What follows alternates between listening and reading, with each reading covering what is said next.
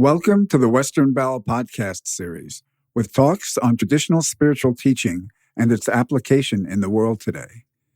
The intention of this series is to offer something useful for those who are drawn to study themselves and engage practice on the spiritual path. New talks are posted twice each month. The content of the talks is for informational purposes only and not to provide any kind of counseling, medical, or professional advice. This podcast is titled Hospitality, the Practice and the Art. The talk was given by Regina Sara Ryan on December 18th, 2021 via Zoom. Regina is the editor of Hohm Press, a workshop leader, retreat guide, former Catholic nun, and author of The Woman Awake, Igniting the Inner Life, Praying Dangerously, Only God, and other books. In this talk, the impact of offering and receiving hospitality is considered, and Regina speaks about some of the experience she has had in providing hospitality at Leela Mandir, the main house on the ashram of her teacher, Lee Loswick. Poetry and readings about the law of hospitality are considered, and reference is made to Swami Papa Ramdas, the Indian master who welcomed everyone and everything in the form of Ram, an incarnation of the divine.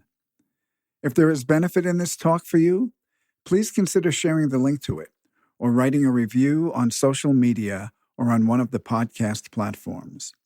Regina Sara Ryan. We'll begin the way I always want to begin our gatherings, which is gathering ourselves in time and space, where we are in the body, in the breath. So we do that very simply by having an erect posture of some sort, whether we're standing or sitting, or even if we're on a couch, we can become attuned to this posture that represents dignity and nobility, intrinsic dignity and intrinsic nobility. Because the function of the human being is to be a transformational apparatus, to take the energy and to transmute it through the body, through the heart. So just for a moment, become aware of the breathing body and the body of dignity and erect posture. I'll open this session with a song. I won't sing it. It's lyrics from a Tamil song. And it goes like this. Thou who hast entered the depth of my heart, enable me to give my whole attention to this depth of my heart. Thou who art my guest in the depth of my heart, enable me to enter myself into this depth of my heart. Thou who makest thy home in the depths of my heart, enable me to be seated in peace in the depths of my heart. Thou who alone dwellest in the depth of my heart, enable me to plunge deep and lose myself in this depth of my heart. Thou who art all alone in the depth of my heart, enable me to disappear in thee in this depth of my heart. It's a type of silent prayer, even if we don't understand it. So before we get full swing into our shared conversation, I'd like you now, from this place of hopefully relaxation and centeredness, I'd like you to recall a time when you were welcomed by someone or some group or something. Can you feel into the mood of what it was like to be welcomed? It may only have been a moment, that moment at the airport, and you just saw the loved one standing there or whatever. Just a moment in which you were welcomed. And we'll leave that for a moment. And then can you recall a moment in which you welcomed someone? You didn't have to give them anything, do anything. You simply welcomed them. True hospitality is emotionally powerful. And it touches something very deep in us. There's a profound human longing to be accepted. Not just accepted as like you're a member of the club, but actually appreciated, seen for who you are, honored even, felt to belong, if only for a short time, felt to feel safe, felt to be valued and deeply respected. That's not only my longing. I sense that it's your longing too. And we might even venture to say it's the longing of the human. So with that in mind, let's proceed. I really want to host this gathering in as welcoming and as honoring a way as I can with you. And I invite you to host each other and to be guests in this chamber. So I got on this topic because I found myself in the post of living for a long period of time in Leela Mandir. So everything that was going on at Leela Mandir was coming through me with questions and can you do this? And shall we have this? And these guests and so on and so forth. And so I found myself in this role of hosting. And in the very beginning stages, that hosting felt like a lot of pressure. And it still sometimes does. There's a lot of work, but it was much more of a pressure that I had to perform because God forbid somebody should come in and there should be a dust bunny in the corner of the room, or we should run out of food, or the bed shouldn't be nicely made. But very quickly, because of the fact that I was living in that sanctuary, the notion of what hospitality was and what my role is as a hostess. So I began to explore it and read about it and talk to people about it. And that's how this conversation began. So this is actually the third time I've had this conversation. Time passes, and so things change. And I'm happy to be able to have this conversation brand new with you as if for the very first time, because that's what we do as hosts, I think, is we have to drop any mechanicality about how we should be doing something and be really present to what is given to us and how to go about doing that. But in each case, I started with this quote from E.J. Gold because this question is really cool for me. And working with questions is very valuable for us in our work because there's not one answer to it. I'm not going to answer it, but we're going to consider it together for a little bit before we go on to other things. So he starts off in his book, The Joy of Sacrifice. On page 106, he has this section called The Ethics of Hospitality. Ethics doesn't mean morality. It's not like it's a sin if you don't do this, but it does mean a type of caring protocol in this case. He starts off by saying, we should give a guest whatever food or drink we have reserved for ourselves. Well, I don't know about you, but there's some things that I'm just, oh no, that person came and I just was storing up this wonderful thing. And, maybe I don't want to give that much. Or I remember sitting on the floor when the nights when we get donuts and the donut tray would come down the line. With these special donuts with the cream filling. And if you were down the line, you would not get a cream-filled donut, believe me. You would get whatever was the last possible crumbly old donut that was left on the plate. Not always, but I'm making a generalization by way of saying this is the way in which we humans work. Oh, cream, that's my favorite. And then he goes on to say, even if we have little, we should not be ashamed, nor should a guest despise what is offered in hospitality. Yeah. And then here comes the sentence that I want us to discuss. Hospitality is the greatest law given to man and woman. He doesn't say that, I do.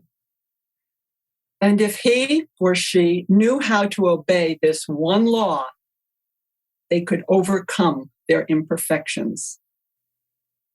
The greatest law given to humans is hospitality.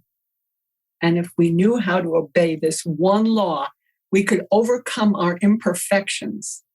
So there's lots of words there that we could focus on. This is a conversation that can possibly come from the sense that you're attuned to your inner environment with your breath and your sensation. So let's begin. Years ago, we did a lot of riding in the hills, and there was a place where we'd stop and drink water at a spring with a very poor family who had their home there. And one day we wanted to go further, and we said, can we come and eat here so that we can go for a full day? Absolutely. Yes, you can do that. And they had a beautiful setup outside their little hovel. You could see the hills, and the spring water was delicious, and the chickens were running around. So the day we went, they took us inside the house because only the animals eat outside. They had spoons that still had little price tag stickers on them that they'd never had, that they bought for us. No more chickens running around. They were all in the pot. And we had our meal there. And when we tried to pay for it, they wouldn't take a cent. That to me is the epitome of hospitality that I experienced. In a family with no formal education, just from the dignity of their hearts. Yes, I remember that I heard several times that hospitality actually is the first law in Islam. And I don't know if in other religions too, but in Islam I do know. And I experienced that also in Turkey. We were actually walking through the lands and landed at a family we never had seen before. And I think we actually stayed there 2 days. I don't remember. It's a long time ago, but it was so normal and such a generosity, such a welcoming. And so when we went back home, we sent them presents. So you don't have to have a story, but if you do, I love to hear them. But also you can simply reflect, is hospitality the greatest law given to humans? How is that? And what would it be like to obey that law and therefore overcome all our imperfections? I didn't really know that there was anything in the study manual about hospitality, but just a couple sentences here. True hospitality arises out of a context of abundance and a boundless respect for all of life and for the other. As Papa Ramdas would say, it is Ram in the form of whatever is appearing. One simply offers hospitality from the context of no separation because the guest has arrived. To look at this from a teaching standpoint, it seems like the guest is always arising in every situation. I mean, it's not just like, when someone visits my house, it's everybody I meet. To put that into practice and into action is, I think, what you're pointing to. I remember a story that Thomas told me recently. There was a spiritual teacher coming to Germany, coming to Freiburg, and he was going to bring 5 of his disciples with him. And they had a house there in Freiburg. And so Lee called him and said, this teacher is coming. I want you to host him. I want you to welcome his students in every way possible. So Thomas was like, yeah, of course. Yes, no problem. So 2 days before they're expecting the teacher to come, Lee calls and tells him, the teacher is bringing 35 of his students. And it was so intense, that offering of hospitality. But Lee was absolutely clear, and that was something that Lee did with all kinds of other teachers and people that he was mentoring or holding in his own way, in some way. And that Thomas said it was such an amazing experience. Hospitality in that type of circumstance was just really huge. It was a huge piece of work for him. I guess it was time to do some shopping.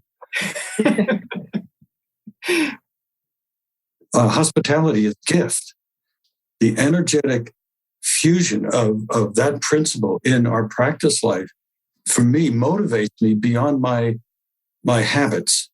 I can see at times very clearly and intuitively where kindness is needed. No, where it's called for beyond my comfort level. Do you ever see somebody standing on a corner with a sign? And do you ever see how many people they step on the gas and they drive past them? Have you ever stopped and pulled over and went over to talk to them? Sometimes you'll be shocked at what's going on in their lives. To stop and talk with a woman here near my house by this gas station. And I got to know her. And I would offer her support whenever I saw her.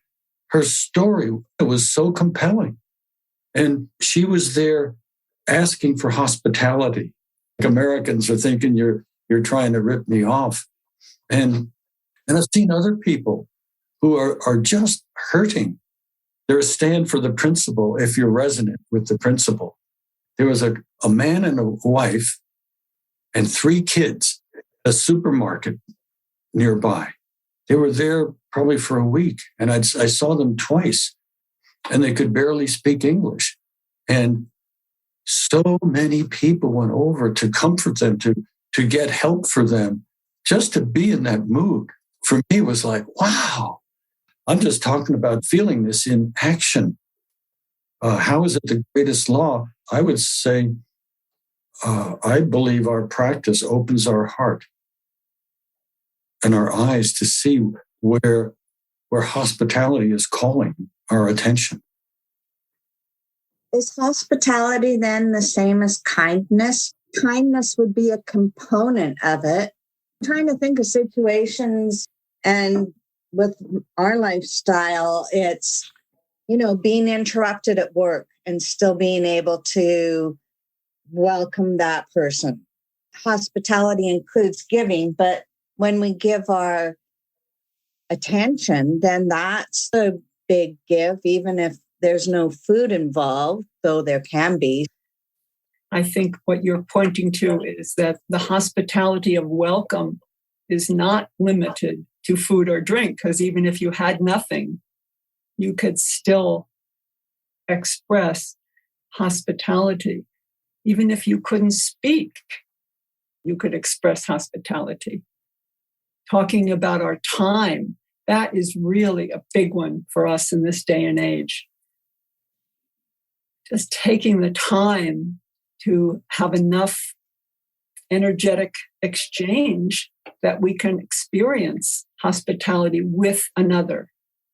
Because if we enter into a relationship where we're already got the old mindset of judgment and argument or, comparison or whatever it is, then there's no possibility for us to be in that open-hearted or broken-hearted place where we can be in true relationships. So time, and I'd say this sense of being willing to drop the divisions.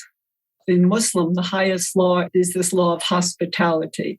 And that actually applies to all religions, all colors, all creeds.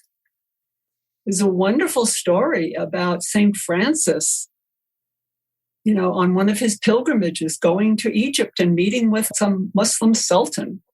And it was that kind of an exchange where each one was honoring and respecting the love of God that the other one was abiding in.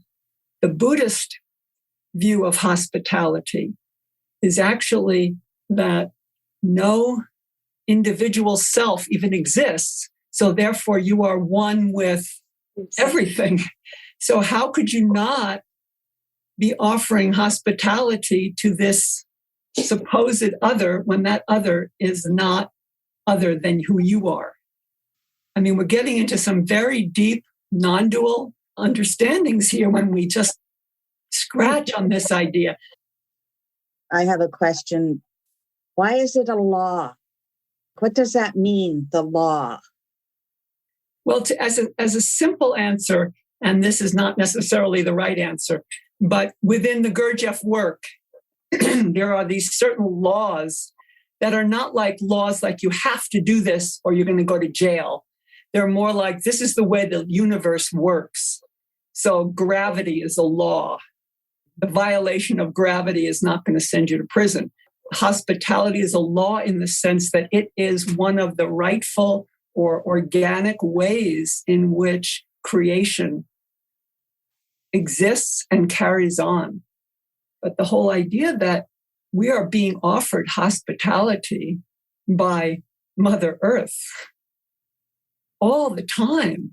And if we are not acting as good guests, or if we're not recognizing our role as a guest, then in some ways we're violating the law. Not like we're going to get a sin or something, but because we're just not in relationship to what is. We've been given air, we've been given water, we've been given food, we've been given this incredible vista. And we've also been given suffering and traffic jams and cancer and all of it. So it's a relationship of welcoming. So Papa Ramdas says it's everything in the form of Ram. Mm-hmm. Well, he's also saying that about his diabetes. He says, I welcome my brother diabetes. So, we're talking here some hospitality, go and give me a cup of coffee. We are at the edge of kneading the soil around this incredible law of creation. Everything is hosting us, and we are hosting everything else. What are you hosting inside your own body? You're hosting all sorts of bacteria. And if you don't have them, if you don't allow them, then you're in trouble. You're also hosting thought in the form of energy thoughts. So are you being a good guest within your own house? This is a poem by Rumi called The Guest House. This being human is a guest house. Every morning, a new arrival, a joy, a depression, a meanness. Some momentary awareness comes as an unexpected visitor. Welcome and entertain them all. Even if they're a crowd of sorrows who violently sweep your house empty of its furniture, still treat each guest honorably. He may be clearing you out for some new delight. The dark thought, the shame, the malice. Meet them at the door laughing and invite them in. Be grateful for whoever comes, because each has been sent as a guide from beyond. This very opening part is the part that helps me the most. I'm not sure I can totally welcome every single one with full embrace, but I do know that these guests are arriving every day. So one day it's a joy, and one day it's a depression, and one day it's meanness, and one day it's selfishness, and one day it's generosity. My thoughts, my emotions, people, experiences are all coming to me all the time. Every morning, a new arrival. And welcome and entertain them all. So I think the point is, how do we welcome them without being too spiritual about it and too idealistic about it? What was arising for me today was a sense of helplessness, because I had a conversation with someone yesterday who was in deep pain. And I felt so helpless, not only helpless, but stupid, because anything I said sounded like trying to give them a Band-Aid when their arm had fallen off. So I woke up in that. I could turn away from that completely, reject it, give myself a mental thing. Well, you tried your best. I think when he's saying welcome, he's not saying that you need to say welcome and this is because, or welcome and that means, but rather this is the guest house. Human is a guest house, and all of this is going to keep coming. And am I going to have a no trespassing sign on my door? Get out. We used to have a neighbor here that said, do you believe in reincarnation? Step on this property and find out. In other words, we'll shoot you and then you'll find out whether you'll be reincarnated. And there was a picture like of a rifle. Really, that's true. That was really a sign here. That sign isn't there anymore, though. And I think one of the reasons that sign isn't there anymore is because some people here have gone out of their way to ask those people if they would like us to level the road, if they would like us to paint the fence so that it doesn't glare on the evening sunset into their living room windows and so on. So, but I think that what's pointing to for me and why this consideration is really important is it's not just offering hospitality to a person. It's not just offering hospitality to some group that shows up. It's offering hospitality to life and to the way in which life is going to come knocking at our door. Not to say, oh, yay, diabetes, I'm so glad. Just, yes. I don't have to meet the guest at the door. Welcome. Oh, we're so glad you're here. It'd be so ridiculous. I can say welcome. Welcome to this sanctuary. If I remember well, in the Jewish tradition, when they set the table, they always set a free place for Elia. So this means whoever might come unexpectedly, the place is already ready for them. I find that very inspiring because it really means being open to any situation that might happen unexpectedly. We live now, I find, in a society where everything is set and where everything is prepared and where you cannot show up unexpectedly. It's just, rude if you show up somewhere and you didn't call before. For me, that's a big reminder to just be open anytime to anything that might happen. And the poem that you shared is really inspiring in that way, not only for an unexpected guest in a human form, but for anything that is unexpected. Yeah. Here's another poem, not by Rumi this time. This is by Mary Oliver, one of my favorite poets, and she calls this next time. I think it really refers to a reminder of hospitality and what it means. Next time, what I would do is look at the earth before saying anything. I would stop just before going into a house and be an emperor for a moment and listen better to the wind or the air being still. When anyone talked to me, whether praise or blame or just passing time, I'd watch their face, how the mouth has to work, and see any strain, any sign of what lifted their voice. And for all, I'd know more. The earth bracing itself and soaring, the air finding every leaf and feather over forest and water. And for every person, the body glowing inside the clothes like a light. When I was much younger, in my younger days, I worked in Denver at a place called the Hospice of St. John. And it was a residential hospice for the dying. And the order of priests who ran the hospice were known as the Hostellers of St. John. Mm-hmm. So the word hospitaller and the word hospice and the word hospital and the word host all come from the same root. And the original hospices were actually places of rest and sanctuary for crusaders who were going from Europe to the Holy Land. That's where the notion of hospice came in. It was placed for people to rest on long journeys, a place where they would receive sanctuary, a place where they could be fed, a place where they would be cared for. It wasn't just for people who were dying.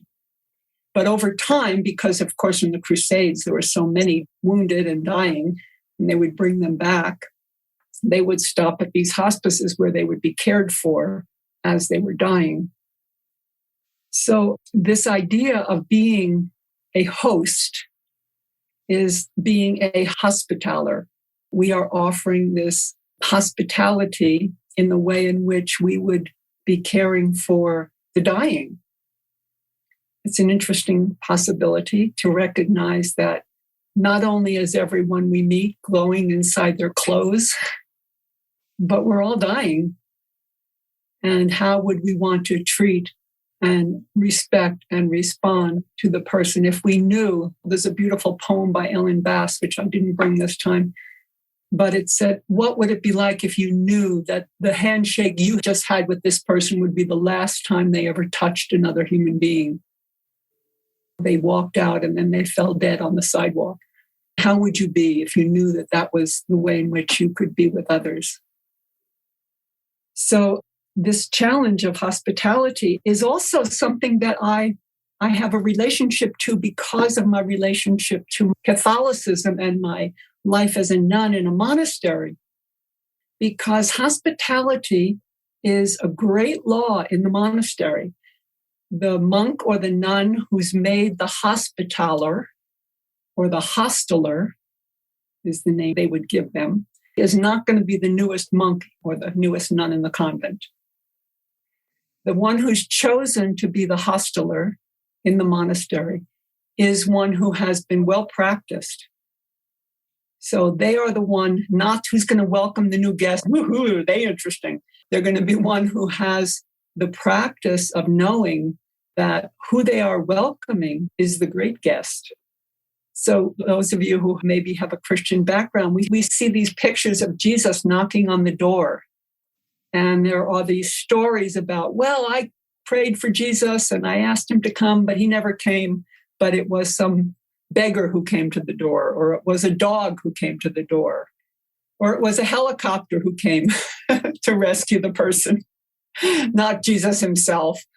So we were raised with that idea that everyone was to be welcomed as the Lord, as the guest, as the beloved. This is an intense consideration. It's intense as a general principle, but it's intense when I go home and I walk into the kitchen and my housemates are there, or somebody comes in to do the laundry, or somebody, as someone said, it interrupts me in the midst of my daily activities, or somebody calls me on the phone. I see that this consideration as a context has the possibility of becoming a complete shift of context. You know, we have it as an idea, but if we were to actually be in remembrance of this on a more regular basis, the shift of context of going with people as an annoyance, interruptions as an annoyance, other people as something to be dealt with. I just wonder what it would be like if we could walk through the world with this greater notion of hospitality. And I don't speak that because that's what I am stabilized in. Just speak it to you because this consideration is one that works me. And I'm very interested in how that continues. So another piece that hospitality relates to is this notion of giving delight or arousing happiness for another. So I had you think about a time when you were welcomed. And for many people, it's maybe just a momentary opening of the heart, a momentary smile of happiness. You know, when my sister welcomes me at the airport, and I know that within 3 hours we're going to have some argument, but that moment when we do see each other and recognize the love that we have, and she does welcome me. So in the Buddhist view on hospitality, that's what we want of human beings, because we recognize that all beings are seeking happiness. So what would it be to recognize that any acts of hospitality, if I just pass up that cream-filled donut, Jay might get a big smile on his face when it came to him. I would like to be that. I would like to do that. And I think most of us would too. I think most of us are delighted when we can give delight, when we can give a gift that somebody else just goes, whoa, I didn't expect that. So we live in a very hard times. Not that everybody hasn't lived in hard times, but we happen to be in this one. So it's really hard. And to give happiness, to give a moment of delight, to give a moment of welcome. Wow. Also in Christianity and in Buddhism, your good acts, and I probably in Sufism as well, Judaism for sure, your good acts, your acts of hospitality gain merit for you. They gain merit for your crown in heaven, or they gain merit for your next lifetime, or they gain merit for the building of your own body of love, your own body of spirit. You don't do it because you want to have that crown in heaven, but you are wanting to dedicate your acts of merit in order to relieve the sufferings of others. And that just happens, and relieving the sufferings of others as the Bodhisattva path is building your own body, Buddha body. So a few more ways in which we offer hospitality. Of course, we mentioned feeding. Those of us who knew Lee, or if you've ever worked in the kitchen when Lee was at a celebration, it was a trust that we had what was necessary and we offered it all. We didn't have to go and make extraordinary means, because the making of extraordinary means is actually not hospitality at all. It's a form of egoic impression. When I was speaking to my niece in California, she lives in Marin County, California, which is like the most wealthy part of California. And she said, I hate things here. When you get invited to a dinner party, what you get is something so extraordinary that then the implication is that now you have to invite that person back to your house and you have to do more. You have to even impress them more than they impressed you. And she said, people just spend huge amounts of money just to have a dinner party, just not trusting that the mood of hospitality is what people are really hungering for. Really, are we hungering for fancy silverware or perfectly matched glasses? It gives me delight to set a beautiful table, but if I run out of that, I mean, that's not why I'm having guests. It's the mood of hospitality, and it's making people feel comfortable and at home. If somebody walks into a place that's so over the top in the way it's designed, and they're poor, it's not necessarily the greatest gift we could give them. So I think it's a question of the way in which we hold things. Not that we wouldn't put out our best stuff, but the way in which we do it is not to impress or prove something. Another aspect of hospitality that you find in all of the religious traditions is the offering of water or cleansing.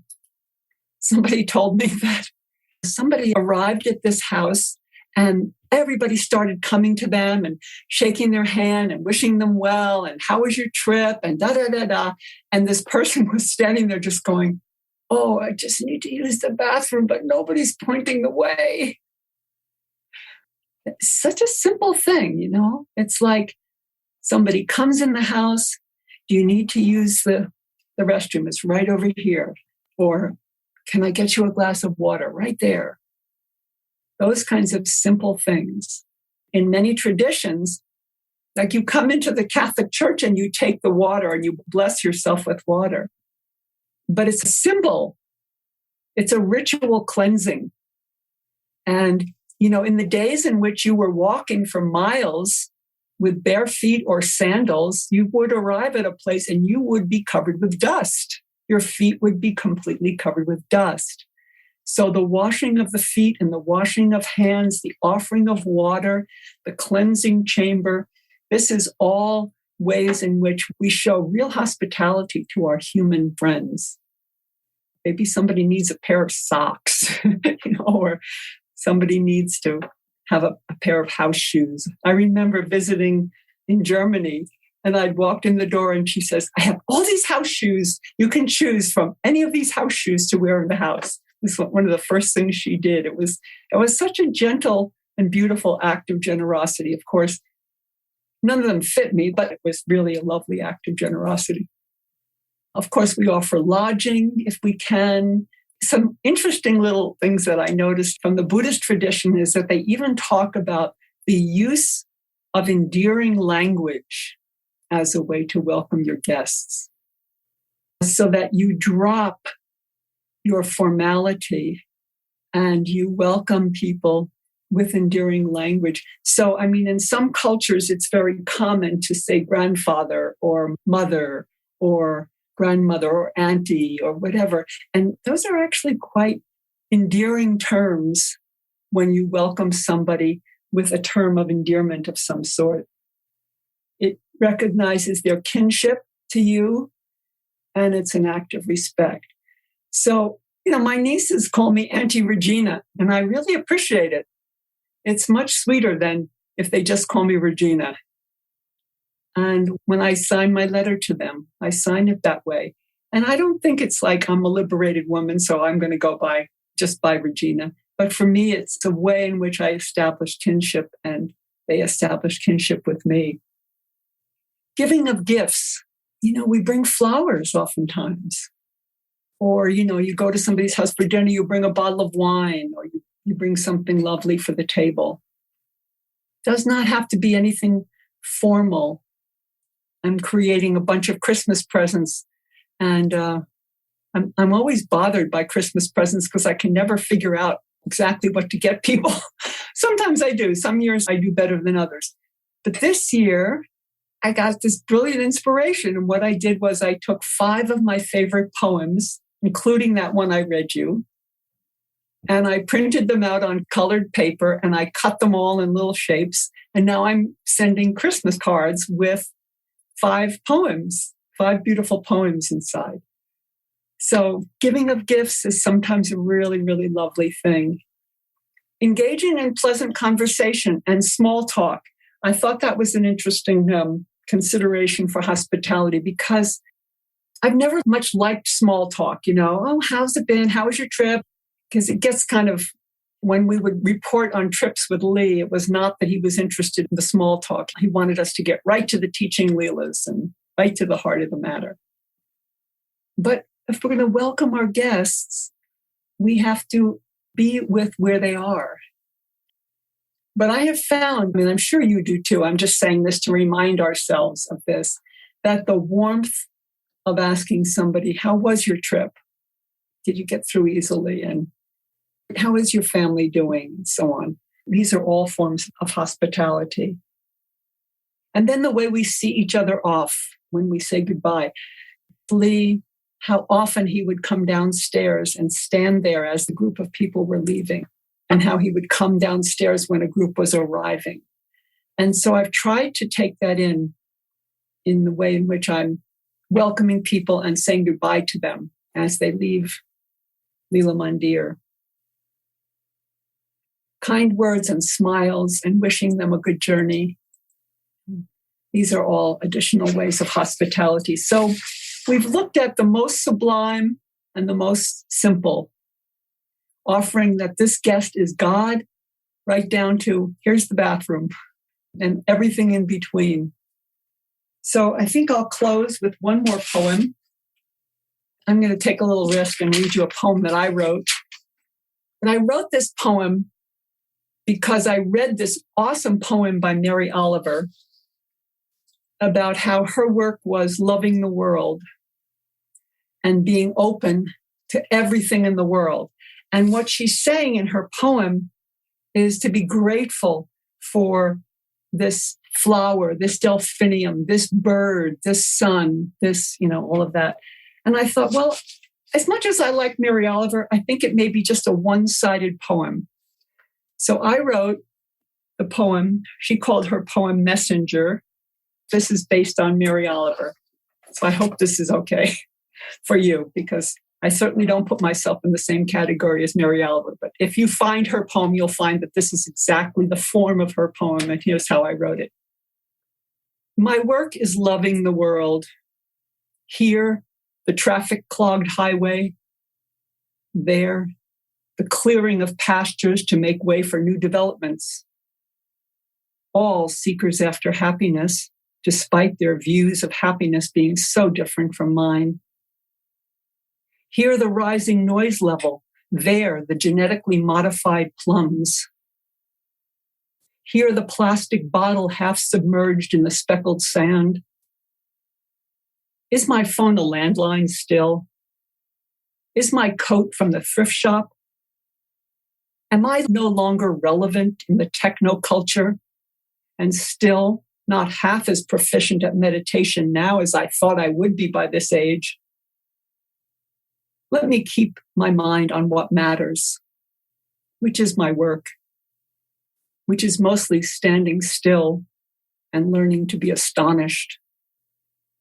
The greed, the Facebook, the politician in the Senate itself, which is mostly lying, desperately wailing. Since all the ingredients are there, which is gratitude, may I be given a conscience and a heart and a body that breathes, a mouth with which to shout paeans of joy to the wren in my bird feeder, to the blooming rock rose, to the dry clay over which the rattlesnake is crawling. And no more and never again may I no longer give to the backbiting talk, to the plotted acts of revenge, to the demonizing of the other as if there were no demons in me. May I tell all of us over and over again how it is that wonder and radical amazement will save us all.